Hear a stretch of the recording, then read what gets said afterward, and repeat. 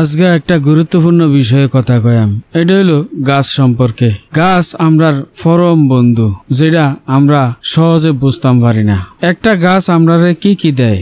একটা গাছ ছায়া দেয়, মায়া দেয়, অর্থনৈতিক স্বাবলম্বিতা দেয়, অক্সিজেন দেয়, এছাড়াও আরো অনেক কিছু দেয়। আমরা এখন 2 ঘন্টা 3 ঘন্টা জায়গা পাইলই খালি কেমনে বড় বড় বিল্ডিং তুললাম এই চিন্তা করি। তুললা ওলাই কেরে আমরার বিদেশি টেহা আছে, এখন আমরার অর্থনৈতিক স্বাবলম্বিতা আছে, আমরা বড় বড় বিল্ডিং তুলি, কিন্তু চিন্তা করি না এই বিল্ডিং এ অক্সিজেন কই থেকে আইব।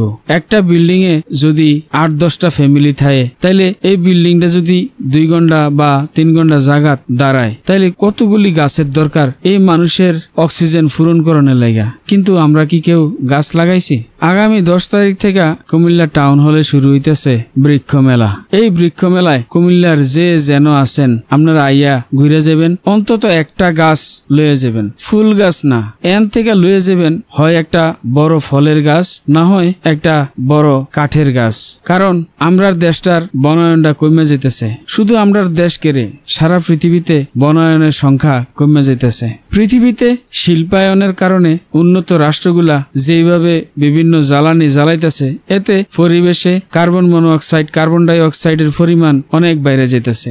বাড়ার ফলে এটি যাইয়া ওজন স্তরের যেখানে জমা হয়, ওইখানে ওজন স্তরটা নিচের দিকে নেমাইতেছে, আর পৃথিবী উষ্ণায়ন হয়ে যেতে আছে। পৃথিবী উত্তপ্ত হয়ে যাওয়ার কারণে 2 মেরুতে যে বরফগুলি আছে, এই বরফ গল্লা আমরা যারা নিম্নাঞ্চলে আছি, এই সমস্ত নিম্নাঞ্চলের মানুষ সাগরের নিচে চলে যাওয়ার সম্ভাবনা আছে। যাই হোক, এটি অনেক কঠিন কথা। আমার যারা দর্শক সাধারণ মানুষ, তারা হয়তো বুঝতেন না, তবুও কয়েরাই যে এই শহরে শুধু বিল্ডিং উঠতেছে, ইট পাথরের এই শহরে অক্সিজেনের কোনো ফ্যাক্টরি নাই। কই থেকে যে এই অক্সিজেন আইব এটা আমরা চিন্তা করি না। জায়গা কুদ্দুর ফাইলই শুধু বিল্ডিং তুলি, আর নাইলে বাপ দাদার দিন না গাছ কাইটটা খাট পালন বানাইয়া আমরা হইতে থাই, চেয়ার টেবিল ফার্নিচার বানাইয়া বয়ে থাই, কিন্তু গাছ লাগাই না। আমরা অতি প্রয়োজন এখন গাছ লাগানির। গরমকালে এখন যে গরমটা পড়ে, এই গরমটা ফরনের বিভিন্ন কারণ থাকতে পারে। বৈজ্ঞানিক কারণ হইল এখন আমরা পৃথিবীতে যেই পরিমাণ জায়গা আছে, এই জায়গার যেই পরিমাণ বন থাকা দরকার, গাছপালা থাকা দরকার, এই পরিমাণ গাছ এখন নাই। আমরা যদি আমরার ভবিষ্যৎ প্রজন্মের কথা চিন্তা না করি, তাইলে ভবিষ্যৎ প্রজন্ম আমরারে শুধু অভিশাপ দিব।